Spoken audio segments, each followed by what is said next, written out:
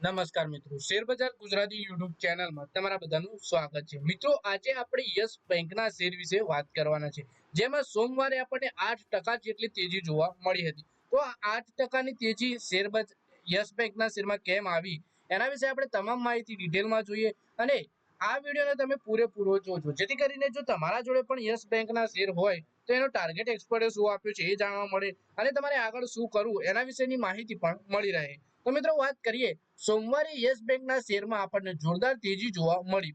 બેંકના ડિરેક્ટર બોર્ડની 3 જૂને મૂડી એકત્ર કરવાની રીતો ઉપર વિચારણા કરવા અને એસબીઆઈ દ્વારા બેંકમાં પોતાનો હિસ્સો વેચવાના સમાચારના કારણે આજે યસ બેંકના શેર ઉછળ્યો અને ઇન્ટ્રાડેમાં એનએસયુ પર બેંકનો શેર 8.77%ની તેજી સાથે ₹23.13 ઉપર પહોંચી ગયો। એટલે કે બેંકના ડિરેક્ટર બોર્ડની 3 જૂને મૂડી એકત્ર કરવાની વિચારણા ઉપર બેઠક થવાની અને એસબીઆઈ દ્વારા બેંકમાં પોતાનો હિસ્સો વેચવાના સમાચાર, એના કારણે બેંકના શેરમાં આપણને ઉછાળો જોવા મળ્યો।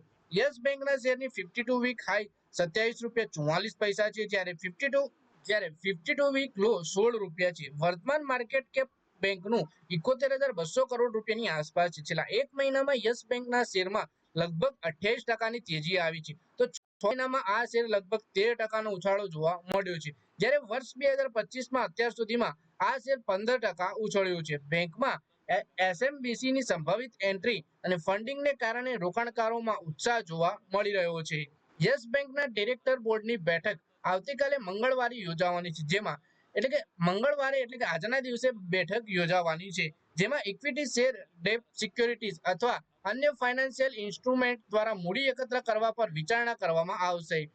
28 મેના રોજ જાહેર કરાયેલા કંપનીના નિવેદન મુજબ આ ફંડ એકત્ર કરવાની પ્રક્રિયા પ્રાઇવેટ પ્લેસમેન્ટ, પ્રોફેશનલ એલોટમેન્ટ અથવા અન્ય માન્ય માધ્યમો દ્વારા કરવામાં આવી શકે છે। જોકે આ માટે જરૂરી નિયમનકારી અને શેરધારકોની મંજૂરી આવશ્યક હશે। એટલે કે આ મંગળવારે આજના દિવસે જે બેઠક થવાની છે એના વિશે વાત કરીએ તો કંપનીના નિવેદન મુજબ ફંડ એકત્ર કરવાની પ્રક્રિયામાં પ્રાઇવેટ પ્લેસમેન્ટ, પ્રોફેશનલ એલોટમેન્ટ અથવા તો અન્ય માધ્યમો દ્વારા ફંડ એકત્ર કરવામાં આવશે અને આના માટે શેરધારકોની મંજૂરી આવશ્યક રહેવાની છે।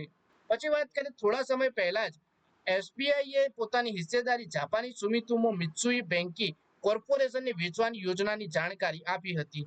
9 મેના રોજ યસ બેંકે જાહેરાત કરી હતી કે એસએમબીસી એસબીઆઈ સહિત તે બેંકો પાસેથી લગભગ 13,480 કરોડમાં બેંકનો 20% હિસ્સો ખરીદશે, જેમણે 2020માં બેંકની પુનઃનિર્માણ યોજનામાં ભાગ લીધો હતો। આ ઉપરાંત જાપાની બેંક એસએમબીસી યસ બેંકમાં વધારાના 6 થી 7% હિસ્સો જેટલી નવી મૂડીનું રોકાણ પણ કરશે। જો આ ફંડ ઇન્ફ્યુઝન થાય તો એસએમબીસીને ઓપન ઓફર આપવી પડી શકે છે, જેનાથી તેની હિસ્સેદારી 51% સુધી પહોંચી શકે છે। આ યસ બેંકની માલિકી અને નિયંત્રણમાં મોટો ફેરફાર લાવી શકે છે।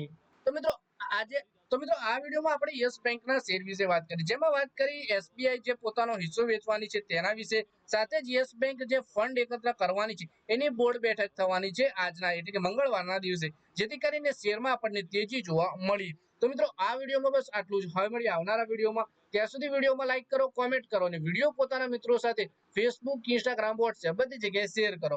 શેર બજારની આવી જ માહિતી ગુજરાતીમાં જોવા માટે તમે ચેનલને સબસ્ક્રાઇબ કરી ઘંટડી પણ દબાવી દેજો।